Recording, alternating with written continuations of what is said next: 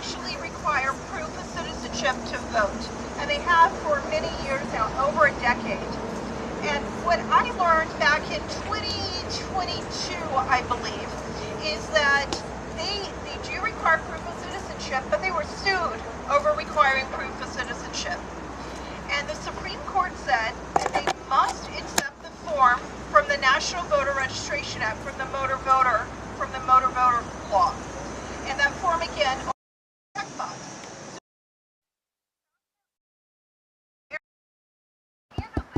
Test. They have a ballot, and that ballot has president all the way down to the most local level. The most local level, like school board or whatever the most local level office is. If you've shown proof of citizenship. If you have not shown proof of citizenship, you still get a ballot. And that ballot has president, senators, and Congress on it. So you still get to vote in the federal elections, and they call that the federal only ballot. And I was so confused by that and thought that was so messed up. I learned that the reason for it is because of the Supreme Court case I just mentioned. Now, to their credit, the Supreme Court did not make law out of whole cloth from the bench. That's a good thing. As a constitutional conservative, I don't want the court to do that. So they are adhering to the law. The administration, the Trump administration, is working to change that form, and I appreciate that, and we all do appreciate that. However, or in addition to changing it, not however, because that would negate what I'm just saying, I really appreciate that. What concerns me is that if we do not pass the SAVE Act and codify that we must require proof of citizenship, then a future administration could come in and change the form back to the way it is today and undo that. So that's what we're trying to clean up. It's pretty simple. 87% of Americans agree with this simple statement. Only American citizens should vote in American elections for president, Senate, and Congress. Over 75% of Democrats, over 75% of independents, over 90% of Republicans, over 70% of African Americans, Hispanics, white people, women, men, everyone agrees that it should be, well, the majority agree that it should be only citizens voting. The House of Representatives has passed this bill twice, once in the last Congress and once in this Congress. And we even had 4 Democrats who voted on it in this Congress. The problem is that it has not been taken up in the Senate. Now, last Congress, the Senate was controlled by Chuck Schumer, and he was not going to take this bill up, even though the supermajority of his constituents would agree with this bill as well. This Congress, so far, Leader Thune has not taken it up. And I would suspect, I have not talked to him personally, but I would suspect part of the reason for him not taking it up yet is that he has to prioritize what goes on the Senate floor. That time on the floor is very precious. And so far, I don't think we have enough votes from Democrats to get past the filibuster. That's why we're doing this tour. And so Leader Thune has to decide, do I take up a bill that may not get passed, or do I work on the one big beautiful bill and President Trump's nominations? Now, I personally think the Senate can work a lot more hours. I'm working like 20, 22 hours a day myself. But I do understand the need to prioritize what goes on the floor, because the calendar and the floor time is very precious on the Senate.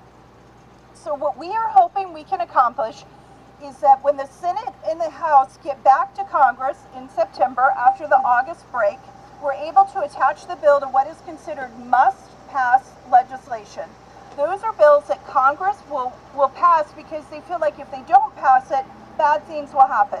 For instance, October 1st begins the next fiscal year of the United States Congress. And the elected officials on Capitol Hill do not like shutting down the government. Now, me personally, I haven't had a problem with that from time to time. But elected officials don't like to do that. So that means that there will be senators, Democrat senators, who vote for legislation to keep the government funded. And we're hoping that we can attach this bill to that legislation and get it passed into law so President Trump can sign it into law with either an appropriations bill or a continuing resolution. And that's our goal.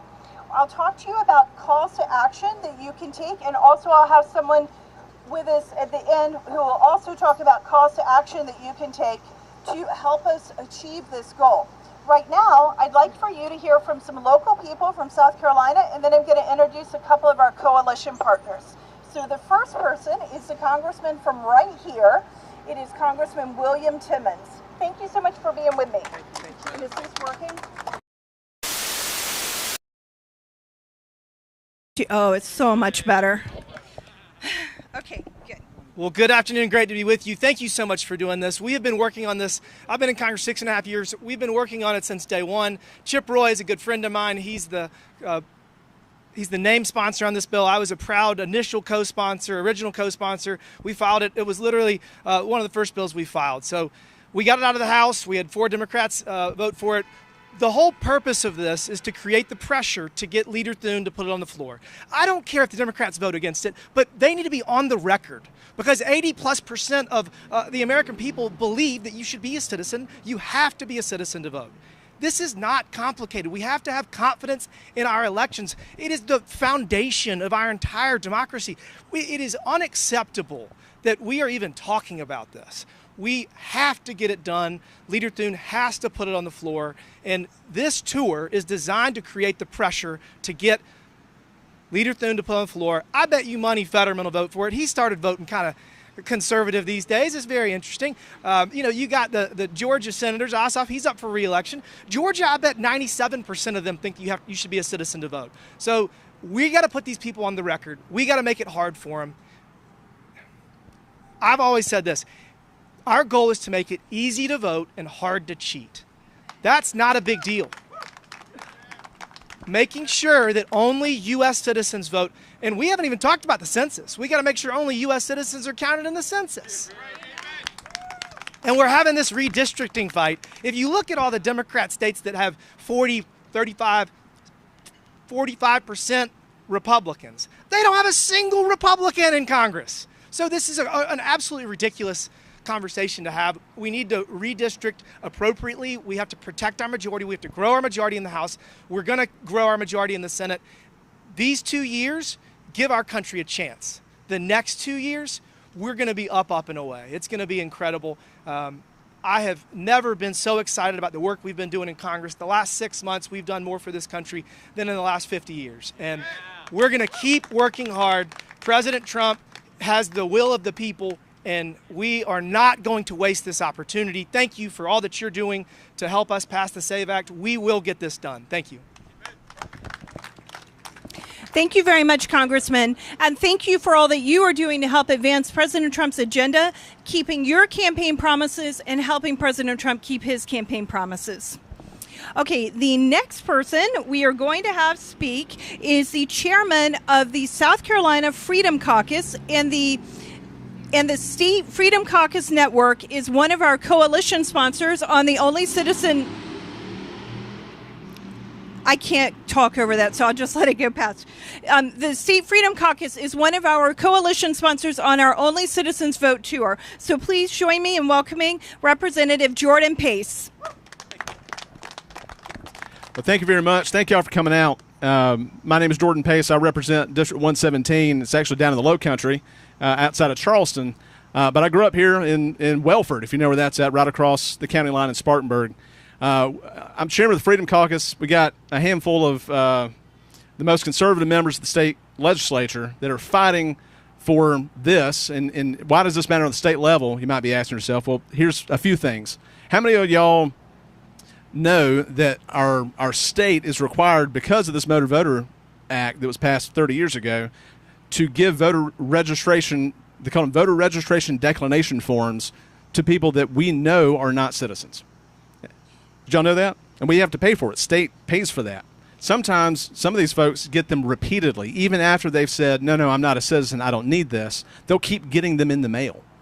So we try to take that out. The Freedom Caucus did a couple years ago during the budget debate, and leadership said, no, we can't do that because the feds say we have to do this. Well, that's insane. So that helps us on the state level. Going along with this, joined at the hip with it, how many of y'all think we should have closed primaries? I think that's another one of those 80%, those 80-20 things. Like, overwhelmingly, South Carolinians have said, we want closed primaries. Well, for 20 years, the bill's been filed, and it's gone nowhere. And some of the arguments that they've trotted out saying, oh, we can't do this because of federal blah, blah, blah, whatever. This passing the SAVE Act takes all of their excuses away. And we're going to get a committee hearing on that, Bill 3310, coming up this January. So pay attention. We'll try to put the word out when that committee meeting is going to happen, and y'all need to show up. If y'all want it passed, you got to show up to that committee meeting and make sure that they pass this thing. By and large, the SAVE Act is going to help us tremendously on the state level, primarily by taking away those excuses that they've made, that leadership has made, saying we can't do this, we can't do that, which are excuses, and we can do it anyway. But the more we take away, the more that we can get done on the state level. So I appreciate y'all coming out today. Thanks for coming and make those phone calls. And when they do the call to action, get to action. So thank y'all again. And check us out, SouthCarolinaFreedom.com. Thank you very much, and thanks for making the drive here to participate today. Okay, the next one is also a State Freedom Caucus member, Representative Stephen Frank. Thank you. Thank you all for being here today. It's exciting to have a crowd come out in the middle of the day on a weekday, work day. Thanks for taking your time to be here. Jordan summed it up well, why it's important on the state level. Obviously, there's a lot that has to be done on the federal level. Excited to see William Timmons here today. Appreciate all the work you're doing on this. That's where the bulk of the work has to be done, but there's still a lot we can do on the state level. Looking at incentives, we can start disincentivizing illegal immigrants being here. You know, when I ran for the State House, I ran for less government, more liberty. You can't have either of those when you have non-citizens voting in your elections. I joined the Freedom Caucus in Columbia because South Carolinians feel like they don't have a voice in their government anymore. You know what? You can't have a voice in your government when non-citizens have a voice in your government. Only South Carolinians should have a voice in their government. And there's a lot of consequences. It's not just losing your voice in your government. There's other tertiary elements to this. Have you noticed your auto insurance rates going up and up and up? Have you noticed that oftentimes you've got non-citizen drivers who are uninsured causing accidents? That's causing your insurance rates to go up. That might be a minor issue compared to others, but the point is that this issue impacts every aspect of life. It has a ripple effect that's hard to contain, and so it's very important that we do something about this and act right now. Our court system is getting clogged up with non-citizens. Our DUI laws in South Carolina are an absolute joke. In South Carolina, we don't have a justice system when it comes to DUI. We have a business model, and a lot of that business model is driven by non-citizens, repeat offenders over and over and over again. The court dockets are getting clogged up with non-citizens, and so our very own citizens don't have a speedy access to our own justice system. So it's not just we need to have only citizens voting. There's very real tangible reasons to have this doing. On the state level, we've got bills that we've been filing. So only, in fact, Jordan Pace filed a bill only allow citizen children to go to school. There's ways to get it to word that to make that effective so that we don't have non-citizen children enrolling in our public schools that you and I are paying for. So I'm so excited to see this bus here behind me and the effort, the resources that are being put in to driving around the country, raising awareness, getting people fired up, and getting people involved. So if you haven't signed up, give them your contact info. Like Jordan said, check out SouthCarolinaFreedom.com. You can you can interact with us, get on our mailing list, and together we can actually make a difference in the state of South Carolina. There you go. Thank you. Thank you very much. And now we have another member of the South Carolina Freedom Caucus, State Representative Chris Huff.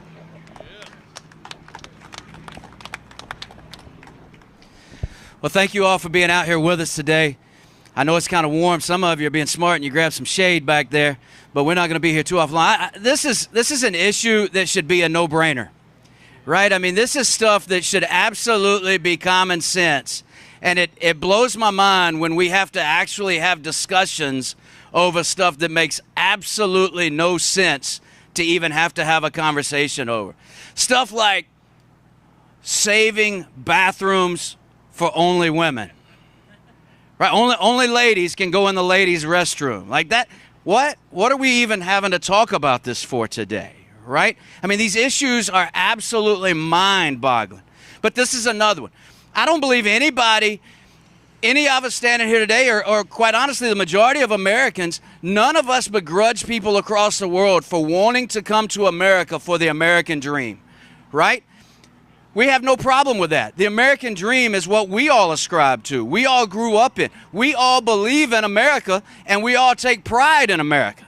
We see America as a great thing, and we understand why other people want to have some of what we have in America. The problem, however, is when people want to come to America and change America. They're not coming for the America dream. They're coming to make America the armpit that they're coming from. They want to take America down into the depravity of the place they just fled from. That makes no sense to me. Don't bring the third world country that you just left and try to turn us into that.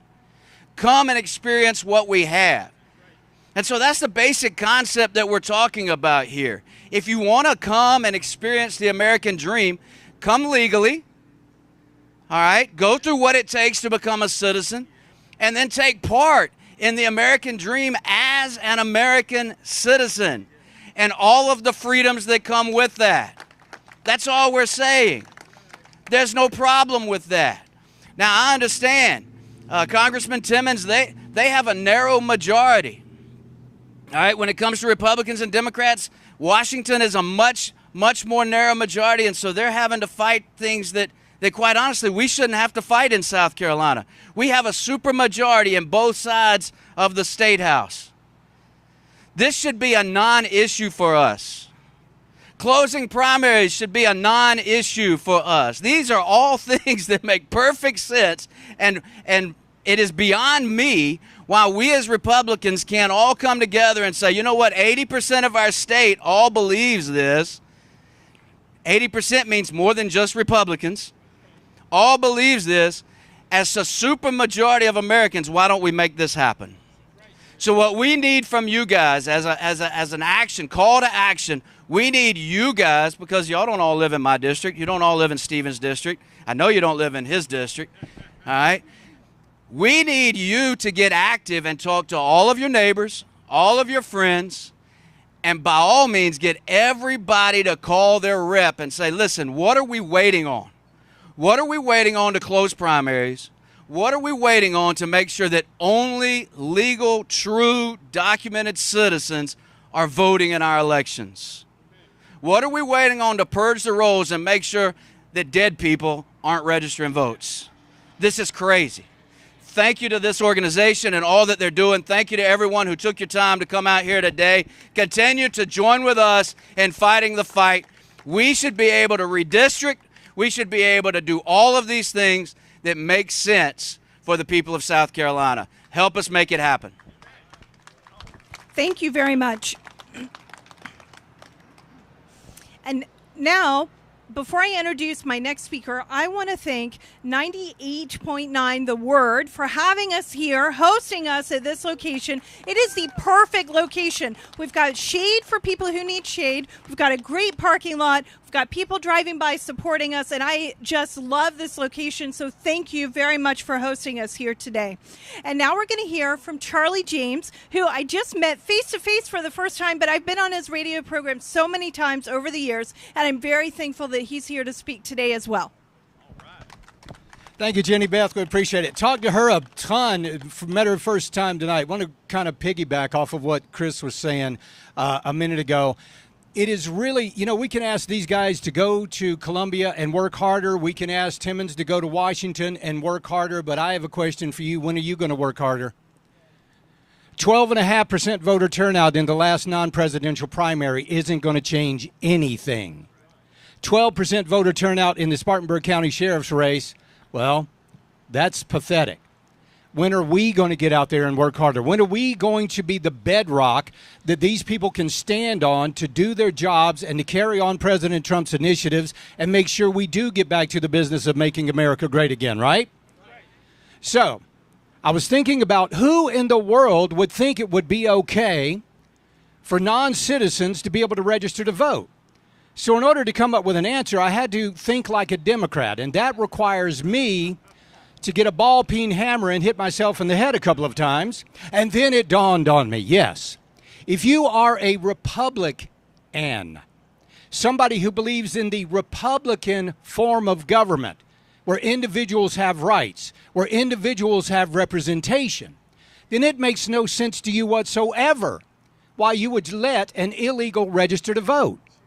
But if you are a Democrat and you believe in so-called democracy, which is nothing more than mob rule, then it makes perfect sense that getting illegals on the voter rolls would increase your majority.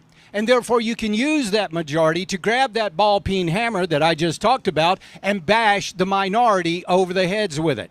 That is the plan. That's always been the plan. That's why Joe Biden opened our borders and let anybody and everybody in. It didn't matter if they were murderers, rapists, didn't matter if they were wanted in countries all over the world. He allowed everyone to come in. That's stopped. Thank you, President Trump, for that. That was an amazing feat. I mean, illegal immigration is now down to a trickle under President Trump. So if you're a Democrat, that's what you want. You want mob rule, but we are not, and I don't care how many times they use the word, this is not a democracy. This is a constitutional republic. Everyone has rights, including the individual. And our government is supposed to defend those rights that were given to us by God and fortified in the Constitution. So, got to go back to where we started from. How do you help them do the job? Get out and vote. Register to vote. Folks, anybody here from the South Carolina Republican Party, I don't understand the platform of just counting on Republicans that you have right now to get out to vote. Go get more Republicans. Go get Republicans that are fired up. Preach the Republican platform and require the members of the South Carolina State Legislature to abide by the South Carolina GOP platform or work against them and get them primaried out. We got primaries coming up. It's time for you guys to go to work. Welcome to the House. We got to have you over more often. We appreciate it. Thank you so much, Charlie. Thank you very much. Next, we're going to hear from Josh Finley, who is with the Texas Public Policy Foundation, and they are also one of the coalition partners on the Only Citizens Vote bus tour. Thank you, Jenny Beth. It's great to be here with you. The Texas Public Policy Foundation is a huge supporter of only citizen voting. Representative Chip Roy, who's one of the authors and initial sponsors of this bill, is an alum of the Texas Public Policy Foundation, and this is a policy that we support completely. I want to thank Representative Timmons for coming out, the members of the State House Freedom Caucus, and all of the citizens from California to South Carolina that have come out to show Washington that this is an issue that we all support. You can see up here on the bus, it says 80% of Americans support this issue. I think it's actually more like 87% if you look at the polling. But the important thing to understand is that Americans show that this is an important issue to them, not just through polling, but also at the ballot box. A lot of people don't know this, but last fall, through citizen initiatives, where citizens go vote directly on policy, there were 8 different states that passed a voter ID or only citizens vote citizen initiative. That goes to show when things aren't politicized, but people have a chance to vote for policy, they vote that only citizens should vote. The example that I always look at is Wisconsin. Some of y'all may have heard that there was a big Supreme Court election in Wisconsin last year. That race was a statewide race, but it revolved around election integrity. And when the issues got politicized, a leftist ended up winning that Supreme Court seat. But the thing that people don't talk about is that on that same ballot, there was a voter ID citizen initiative, and that voter ID passed. So when Americans have a chance to vote on Only Citizens Vote, they support it. 87% is a huge margin, and Washington needs to listen to us. So thank you for coming out. Thanks to Jenny Beth for putting this on, and thanks to everyone that is showing Washington that this issue matters and this is what we want. Thank you very much, Josh. I'm going to repeat something that I said a few minutes ago when I had the bullhorn, just in case you didn't hear what I was saying. So I first learned about this issue because of what's happening in Arizona. Arizona does require proof of citizenship for voter registration. And if you show proof of citizenship, you can get a ballot, and that ballot will have president, U.S. Congress, governor, lieutenant governor, all the way down to the lowest elected level, school board or whatever their lowest elected level is, the full ballot. Because the Supreme Court ruled the way that it did, saying that they must accept the National Voter Registration or the Voter Rights Act the Voter Rights Act form, which is a motor voter law form, they have to accept people who have also checked a box and affirmed that they are citizens using that form. So if they have not proven that they are a citizen, then they get a ballot that has president, U.S. Senate, and U.S. Congress on it. And those are called the federal-only ballots. It's completely messed up. It is a loophole in the NVRA, the National Voting Rights Act law. And that's what we are trying to close. We're trying to close up that loophole and require proof of citizenship going forward. My next speaker is from the great state of Arizona. She's a local activist there, a statewide activist there. Her group is called Easy AZ, and she's also with us on this tour with Tea Party Patriots Action, and she's going to go through the calls to action. Well, please welcome Marissa Hamilton. Thank you so much, Jenny Beth, and thank you everyone for being here. You know the number one rule of saving our country? It's that government goes to those who show up. And so thank you for showing up today. And I want to thank the State Freedom Caucus Network. I am a huge fan of the Freedom Caucus. We have a great Freedom Caucus in Arizona, and it has changed the game in our state. Because before the Freedom Caucus, we had no one standing up for real conservative values. So the voters didn't know what real conservatism looked like. We had all these swamp creatures having on a MAGA hat and pretending rah, rah, rah, go Trump. But when it got down to the bottom line, they were all with the lobbyists. They were all with the associations. They were all with the globalists. They were happy to sell us out. And so it's tough to be a Freedom Caucus member. It's lonely. You don't get invited to all the club meetings. You don't get invited to the cocktail parties. You have your own party constantly attacking you. You have little troll farms show up against you on Twitter. But it matters. It is the difference. It is the difference maker in Arizona. And I want to tell you a little bit about what our law of documentary proof of citizenship means for us, but why we still need to pass the SAVE Act. Now, Arizona has one of the toughest laws when it comes to showing proof of citizenship, but there's a loophole. And that loophole is our recorders don't get to see the documentary proof of citizenship.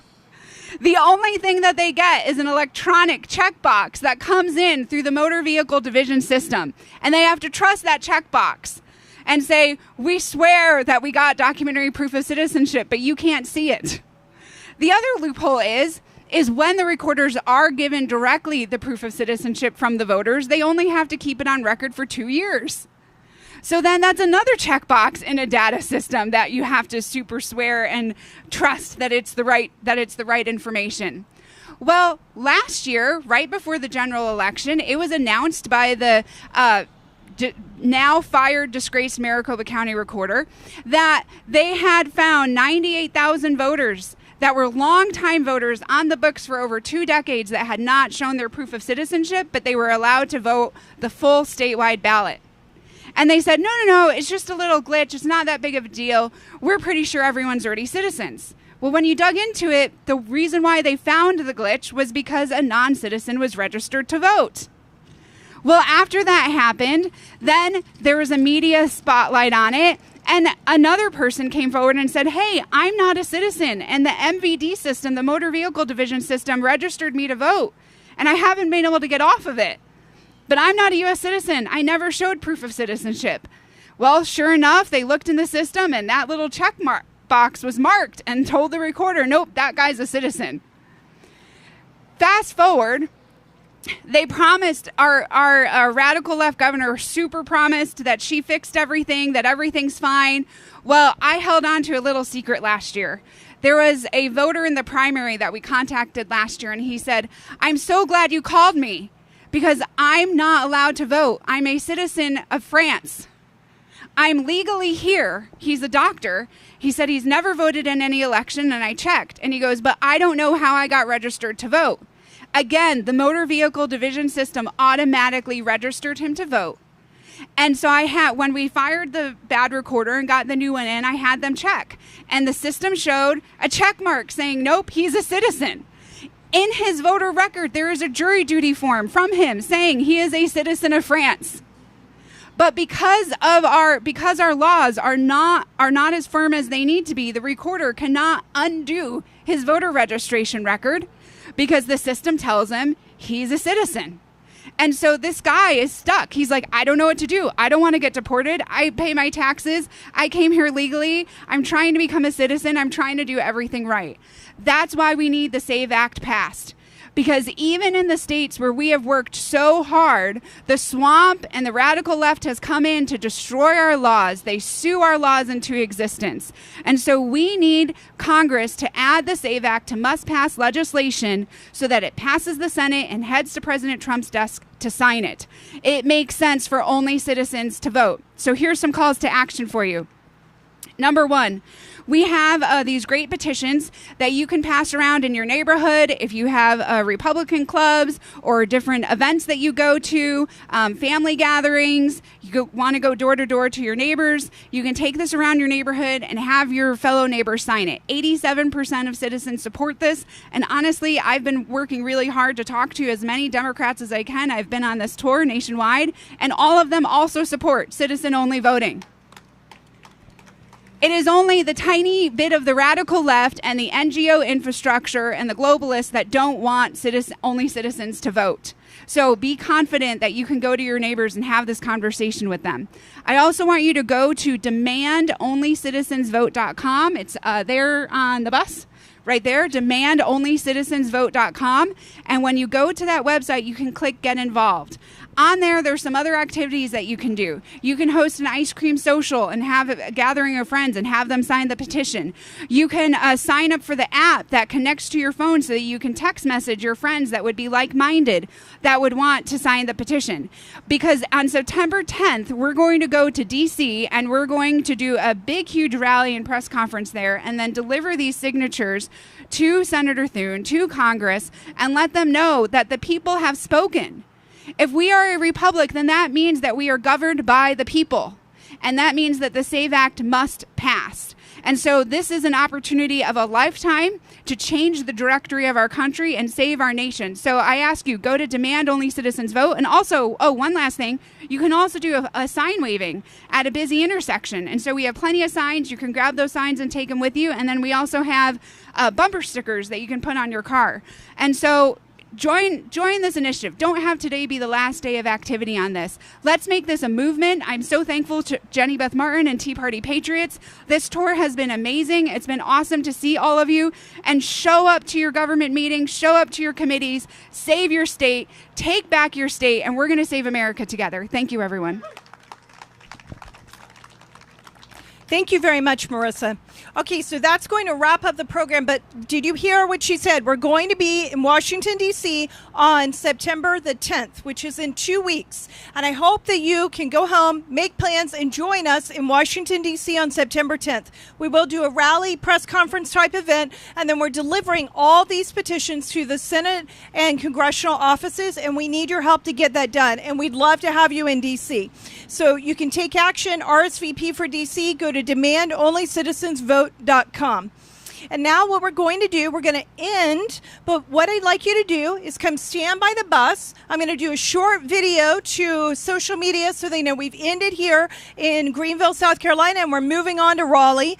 And then when I finish with the video, well, I'll turn to you and say, what do you want Congress to do? And you'll say, pass the SAVE Act. But just keep doing that over and over.